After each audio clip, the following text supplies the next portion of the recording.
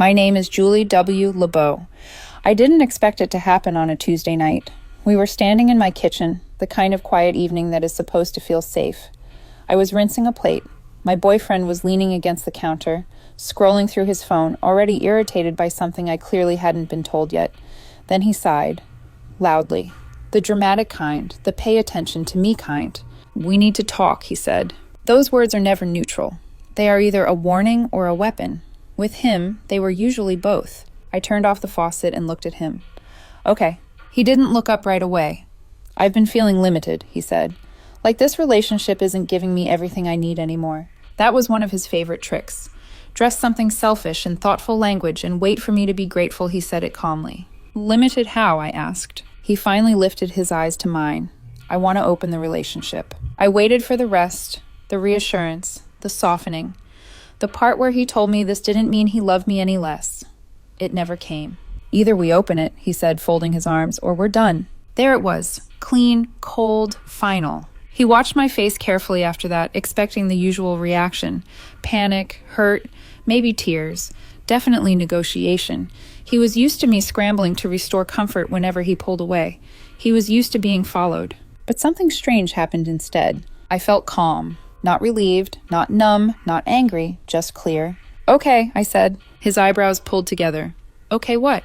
"Okay," I repeated. "If that's what you want." He blinked. "You're not even going to argue?" I shrugged. "You already decided." That seemed to irritate him more than resistance would have. He wanted emotion. He wanted proof that he still had the power to throw me off balance. My calm took that away from him, and I could see it landing wrong. "So you're just fine with me dating other people?" he asked. "I didn't say that," I replied. "I said okay." Then he smirked. Not warmly, not nervously, confidently. "Good," he said, "because I already have people in mind." That was the exact moment something inside me quietly stepped back. He thought he had one. He thought I would fold, stay put, wait my turn, maybe cry a little, then agree to whatever arrangement made him feel wanted without costing him anything. He had no idea that my okay was not permission. It was my exit, and I had already started walking. He just didn't notice yet. The rest of that night moved like a scene he thought he was directing. He grabbed his bag, said he was meeting friends, and paused at the door like he was waiting for me to stop him. To ask who? To ask where? To beg for rules. To negotiate boundaries so he could feel desired while still keeping the upper hand. "Have fun," I said. That threw him. He hesitated. "We should probably set some ground rules later." "Sure," I said. "We can talk about it." Another pause. His eyes narrowed slightly, like he was trying to spot the trick.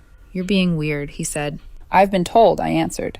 Then the door closed. His footsteps faded down the hall, and for the first time in months, my apartment felt quiet in a good way. I didn't text him. I didn't check his location.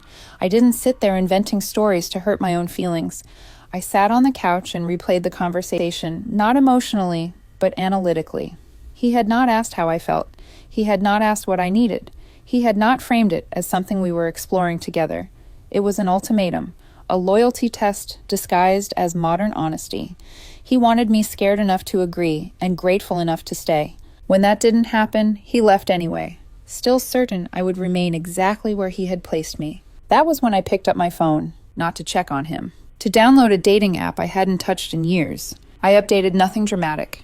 Just a few recent photos, a simple bio, no bitterness, no performance, no fake language about being enlightened or open-minded. Just me, Julie W. LeBeau, honest, direct, available in a way I had not felt in a long time. Within an hour, I had matches. Real ones. Not weird men trying to push boundaries before saying hello. Not men performing confidence like a threat. Just conversations. Easy ones. Curious ones. Men asking me about myself instead of what they could get away with. Men asking what I liked to do, what made me laugh, where I wanted to travel. Men speaking to me like I was a person, not a system to manage. By the time my boyfriend texted later that night, "We'll talk tomorrow. Don't overthink this," I was already making plans. Friday dinner. Saturday coffee. Sunday drinks. Not revenge dates. Not some childish flex. Just proof. Proof that I wasn't disposable. Proof that I wasn't trapped. Proof that the second he opened the door, I realized I didn't actually want to stay inside anymore. He thought opening the relationship would expand his options. He never stopped to consider what it might do to mine. He didn't come home that night, which wasn't unusual for him. He liked space when it was his idea. What he didn't like was losing visibility. Around 11, my phone buzzed. "You okay? You've been quiet." I stared at the screen for a moment. Then I put the phone down. The next evening, I went out for a late drink with a man named Owen. Easy laugh, no edge, no testing, no subtle little power moves dressed up as charm. He asked what I liked to do for fun, not what I could tolerate. He listened when I answered. He made me laugh once so unexpectedly I caught myself covering my mouth, like I had forgotten how that felt. By the time I got home, my boyfriend had sent another message. "We'll figure this out. Don't get in your head." That sentence told me more than he meant it to. He still thought this was something he was managing. Friday came fast. He acted normal that morning. Too normal. Kiss on the cheek. Casual tone. Text me later. The confidence of someone who believed he still had leverage. That evening, while he was standing near the door fixing his watch, I said, "I have dinner plans." He looked up too quickly. "With who?" "Someone I met," I said. His smile froze. "Already?" I held his gaze. "You said we're open." He gave a brittle little laugh. "Wow, I guess you were more ready for this than I thought." I shrugged. "Guess so." But that wasn't true. I wasn't ready for it. I was ready for clarity. And somehow, in less than a week, he had given me more of that than love had managed to in months. Saturday was coffee with someone else. Sunday was drinks with a third. Nothing dramatic. No photos. No performative posting. No trying to make him jealous. Just presence. Conversation. Men who looked at me and saw a woman, not a role they had already assigned. Men who didn't speak to me like affection was something I had to earn by staying agreeable. Meanwhile, his text changed. Shorter, sharper, edgier. "So you're really going all in, huh? Feels like you're trying to prove something." I wasn't trying to prove anything. I was discovering something. Sunday night, he came over unannounced, walked into my apartment like he still owned the emotional temperature in it. His eyes moved too fast, scanning the room without seeming to. Looking for evidence. Looking for proof that I had crossed some invisible line he had never bothered to define until he thought I might be enjoying myself without him. "So," he said, folding his arms, "how was your weekend?" "Good," I said honestly. He didn't like that. "You didn't even ask about mine." I looked at him. "Did you want me to?" He opened his mouth, then stopped. That wasn't how this was supposed to go. He was supposed to stay unpredictable. I was supposed to stay invested. He was supposed to experiment. I was supposed to absorb it gracefully and remain available. This feels disrespectful," he snapped. I met his eyes. "You told me we were done otherwise." He stared at me, something uncertain flickering across his face for the first time since that Tuesday night. And in that moment, I understood the shape of this more clearly than I wanted to. This was never an open relationship to him. It was a loyalty test. And now he was starting to fail it. By Monday, his irritation had sharpened into something harder to hide. He sat on my couch with his jaw tight, waiting for an apology I had no intention of giving. I offered him water. He waved it off like basic courtesy offended him. "So," he said, "we need to talk about boundaries." I almost laughed. "Okay," I said. "What about them?" He inhaled sharply, already frustrated that I wasn't preemptively defensive. This whole thing is starting to feel one-sided. I tilted my head. "How so?" He chose his next words carefully, which was usually how I knew he was about to say something selfish and hoped good phrasing would disguise it. "When I suggested opening the relationship, I didn't mean you'd just go wild." I blinked. "You didn't say that." He rolled his eyes. "Don't play dumb." There it was. Whenever his original words became inconvenient, he replaced them with intentions I was somehow supposed to have known. "I meant casual exploration," he said. "Not you lining up dates like you're replacing me." There it was in plain language at last. Open for him, contained for me. "So you want rules now?" I asked. "Yes," he snapped.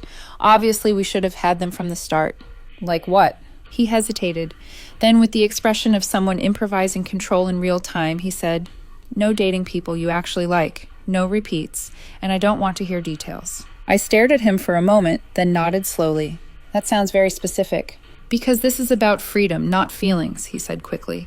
"I don't want to lose what we have." I looked at him for a long second before answering. "What we had ended when you gave me an ultimatum." His eyes flashed. "You're being dramatic again." "No," I said calmly. "I'm being accurate." He leaned forward, elbows on his knees, voice low now. "You're punishing me." "I'm participating," I replied. That really set him off. "You're enjoying this," he accused. "You're trying to make me jealous." I shook my head. "I'm enjoying being treated like an option for the first time in a while." That landed harder than I expected. He stood up so fast the coffee table rattled. "This isn't what I wanted." I met his gaze. Then why did you threaten to leave over it? Silence. Heavy, immediate, honest. He grabbed his bag. You're changing. I nodded. I think I am. He left without another word, slamming the door harder than necessary. I sat there for a long time after that, staring at nothing, thinking about how fast confidence turns into panic when control slips. He thought opening the relationship would loosen a leash. Instead, it revealed something much simpler. He never had one on me at all. Tuesday passed without a text from him. That alone would have been unthinkable a week earlier. He was the kind of man who checked in constantly, not out of care, but surveillance. Silence from him was new, and because it was new, I knew it was intentional. He was trying to make me notice it, trying to make me reach first. I didn't. Wednesday afternoon, he finally called. I've been thinking, he said, voice clipped. I leaned back in my chair. Okay. This isn't working. You mean the open relationship? No, he snapped. You. There it was again. The oldest move in the book. When he couldn't control the situation, he turned it into a flaw in me. You're being cold, he continued. Distant. It feels like you're already gone. I almost smiled at that. Not because it was funny, but because it was the first true thing he had said in days. You told me we'd be done otherwise, I reminded him. Yes, but... He stopped himself, clearly angry that his own logic no longer favored him. I didn't think you'd take it like this. Like what? I asked. He was quiet just long enough to make the answer honest. Like you don't need me. That sentence landed deeper than everything else. Because for the first time since this started, he had stopped performing and accidentally told the truth. That night, he came over again, but this time the energy was different. Softer clothes, softer voice, no obvious edge. He sat close to me on the couch, touched my arm lightly, while he laughed at something that wasn't really funny. It was intimacy, used like strategy. You know, he said, we don't have to do this forever. We can always close it again. Can we? I asked. He hesitated. If things get weird. Things were already weird. They just weren't weird in his favor anymore. His eyes flicked toward my phone when it buzzed on the table. Not subtle, not accidental. I didn't move it. Are you seeing him again? He asked. Someone, I said. His jaw tightened. You're really not holding back. I'm just not holding on, I replied. That was when the mask slipped. So what? He snapped. You're just shopping around until you find an upgrade? I looked at him steadily. No, I'm seeing what it feels like not to be threatened into staying. His whole face changed. Not hurt exactly. More like someone realizing the script had been taken out of his hands. You're enjoying watching me squirm. I shook my head. I'm noticing who you are when you don't get your way. He stared at me, chest rising and falling as if he were recalculating in real time, and for the first time he looked scared. Not of losing the relationship, of losing control over it. And once that fear shows up, there is no pretending this was ever about freedom. By Friday, he was unraveling. Not loudly, not yet. It was the tight kind of unraveling, where someone still performs certainty while frantically checking every emotional door to see which one is closing. He texted me that morning like nothing was wrong. What are you doing tonight? I waited an hour before replying. Going out. Immediately. With who? Someone I'm seeing. That word, seeing, did more damage than if I had given him a name. It implied continuity, choice, interest, possibility, all the things he had assumed would belong only to him. He called. I let it ring twice before answering. This is getting out of hand, he said without greeting. You're acting like you're single. I paused. You told me I was. That's not what I meant, and you know it. I let the silence stretch just enough to force him to hear himself. Then I said, reckless would have been staying when you threatened to leave to get your way. He went quiet. Then more softly, are you trying to hurt me? No, I said honestly. I'm trying not to hurt myself. That night I went on another date. Dinner, conversation, no drama, no games. Just a man who didn't speak to me like I was a liability he was tolerating. Meanwhile, my phone buzzed nonstop. You're really choosing strangers over me. I didn't think you'd disrespect me like this. This is not what opening a relationship looks like. I didn't respond, because by then I knew exactly what this looked like. It looked like him realizing too late that he had not expanded our relationship. He had exposed it. Saturday morning, he showed up at my place again. No warning. Hair done. Outfit deliberate. Smile arranged so carefully it almost looked painful. He stepped inside like he still had the right, like maybe enough confidence could stitch authority back into a situation that had already slipped past him. We need to reset, he said. This has gone too far. I leaned against the counter and looked at him for a second before answering. You don't get to decide that anymore. His smile cracked. So what, you're punishing me now? No, I said. I'm accepting the terms you gave me. He gave a sharp, humorless laugh. You think this makes you look confident? It makes you look disposable. I held his gaze.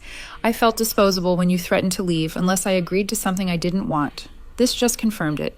That hit him harder than he expected. I could see it in the way his face shifted, the way his shoulders lost that performative looseness and turned tense. He was used to me defending my place in his life. He was not used to me naming what he had actually done. His voice changed then. Lower, less polished.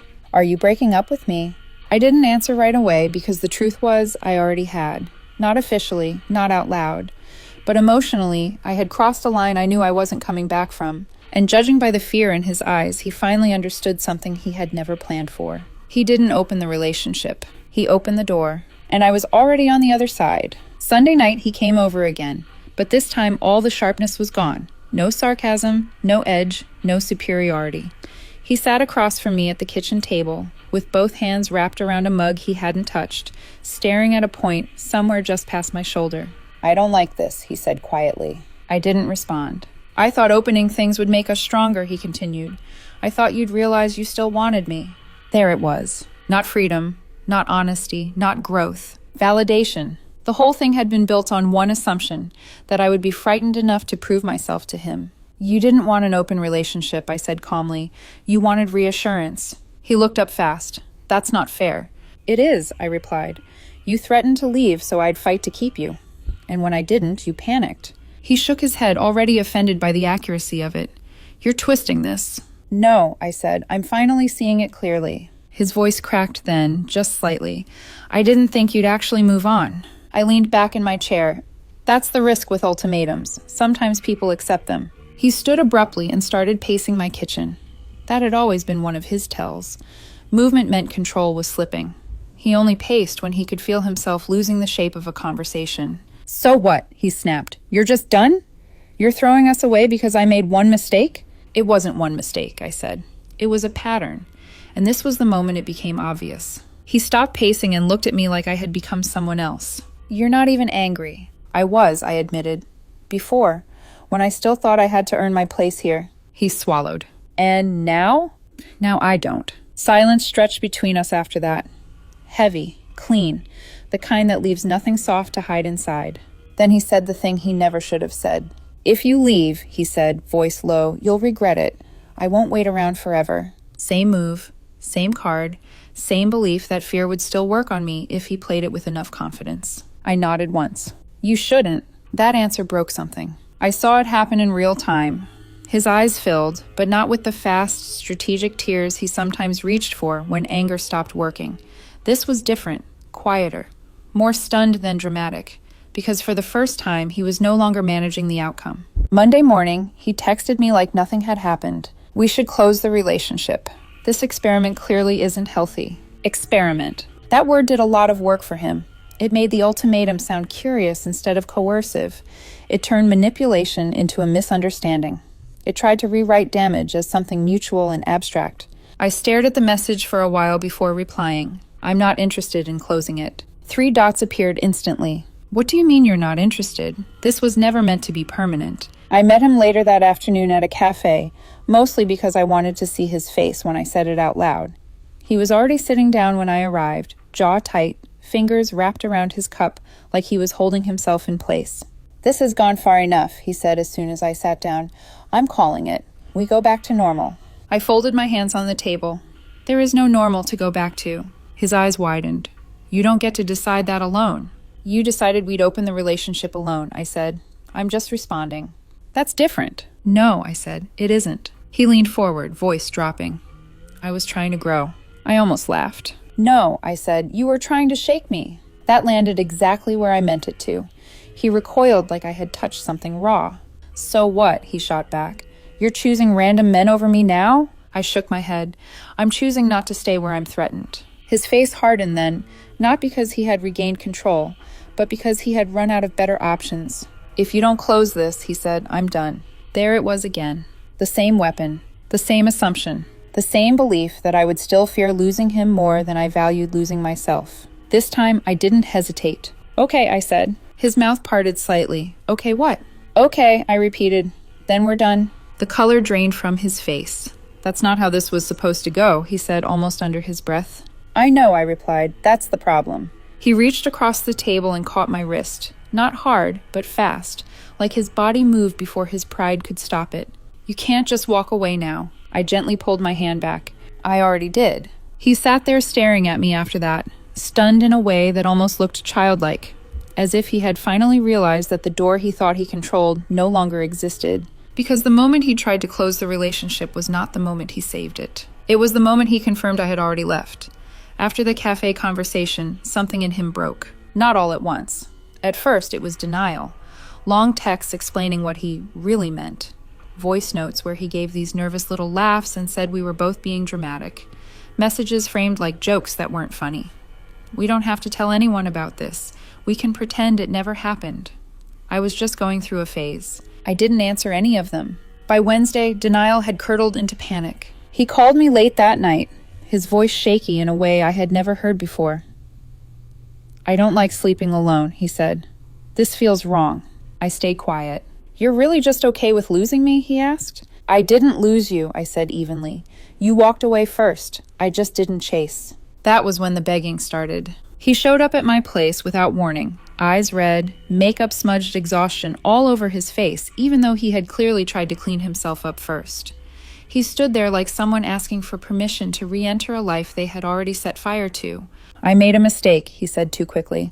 I was insecure. I thought if you wanted other people, it would prove you still wanted me most. I stared at him for a second, almost stunned by the honesty buried inside the selfishness. He had finally said it plainly. Not freedom, not curiosity, not growth. A test, a cruel one. He had turned our relationship into an experiment designed to soothe his ego and punish my stability at the same time.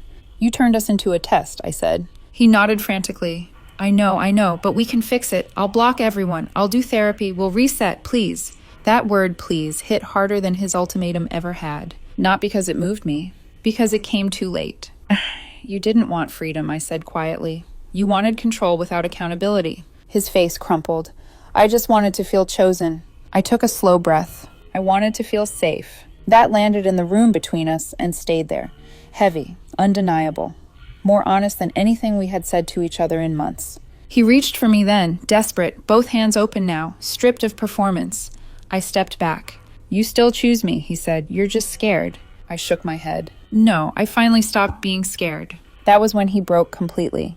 He sat down on the edge of my couch and put both hands over his face. He was crying now, really crying, not trying to shape the tears into something useful. For a second, I almost hated that it still hurt to watch, but pain is not the same thing as doubt. Feeling sad for someone does not mean they still belong in your life. So that's it, he said finally, looking up at me through red eyes. You're really walking away. I picked up my keys from the counter.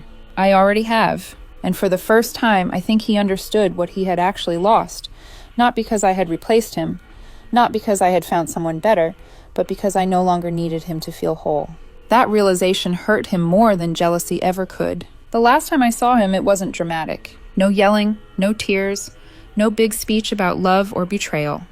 He stood in my doorway with his arms folded tight across his chest, eyes moving around my apartment like he was searching for proof that I had moved on faster than he could bear. You didn't even replace me, he said bitterly. You just left. I nodded.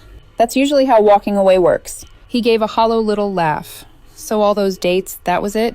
You just needed distractions? No, I said. I needed clarity. He looked away for a moment, then back at me. You could have fought for us. I did, I said, before you threatened to end it to get what you wanted. Silence settled between us after that. Not awkward, not unfinished, just final. You still care, he said, almost pleading. I can see it. I do, I said honestly. Just not enough to stay. That was the moment he finally understood. It wasn't the dates that ended things. It wasn't jealousy. It wasn't another man. It was the instant he turned our relationship into leverage and expected me to thank him for the lesson. I didn't leave because I found better. I left because I found peace. He stood there for another second, waiting for something from me. Anger, hesitation, regret, permission. When none came, he exhaled sharply and turned away. Don't come back, he said over his shoulder. I didn't answer, because by the time he said it, I was already gone. Not just physically, not just emotionally. I had left the moment he said, open the relationship or we're done, and assumed I would stay frightened enough to comply. My okay was never surrender. It was acceptance, the kind that arrives quietly and changes everything before the other person even realizes the room has shifted. That is what he never understood. The moment he tried to make me feel powerless was the moment I saw exactly how little safety there was left to protect. The moment he tried to turn love into a threat was the moment it stopped being love worth keeping. He thought he was giving me a choice between losing him or proving myself. What he actually gave me was clarity. And once you clearly see that someone is willing to risk your peace just to feel powerful, there is only one move left that still respects you. You walk away, quietly, cleanly, without asking for permission. That's what I did, and I don't regret it.